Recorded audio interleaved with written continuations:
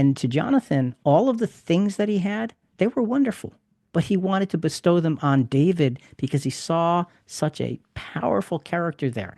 So, Jonathan, you see Jonathan being very selfless, very, very, very uh, open and honest and generous in sharing the blessings he had as the son of the king. It's just a beautiful, beautiful story. Continuing in verse 5. So David went out wherever Saul sent him and prospered. And Saul sent him over the men of war, and it was pleasing in the sight of all the people, and also in the sight of Saul's servants. You know, the mutual loyalty between these friends served all of Israel as it served the will of God.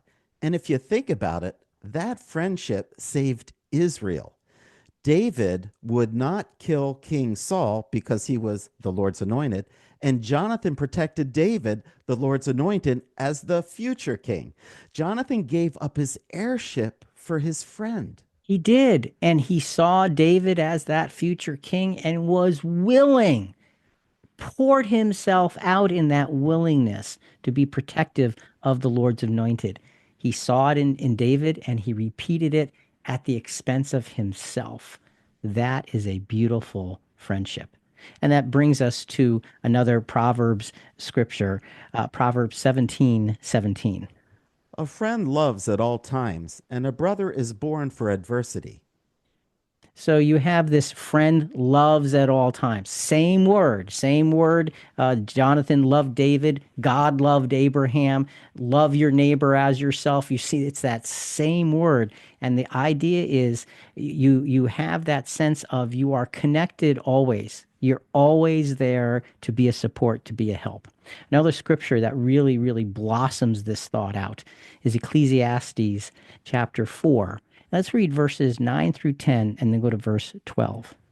Two are better than one because they have good return for their labor. For if either of them falls, the one will lift up his companion. But woe to one who falls when there is no other to lift him up. And if one can overpower him who is alone, two can resist him. A cord of three strands is not quickly torn apart. And it just gives you that sense of, I've got your back. I'm supporting you. I'm there with you. Just a quick story that just popped into my head. My dad, when he was a young man, he and my uncle Steve grew up together. Now, these are two heroes of faith of mine. But when they were young, there were bullies in the neighborhood.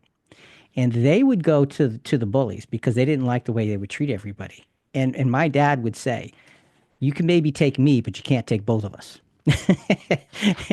And they would join forces. Now, they never had to fight it because they always backed down, but they knew that together they were stronger in defense of those who couldn't help themselves. And just that's the sense of this Ecclesiastes scripture. If you stumble, you've got your friend right there. Here, take my hand. It's a beautiful, beautiful, beautiful picture. And the third cord, the third strand, we believe represents God in the mix. If you have God as the focus with the two, that's unbreakable.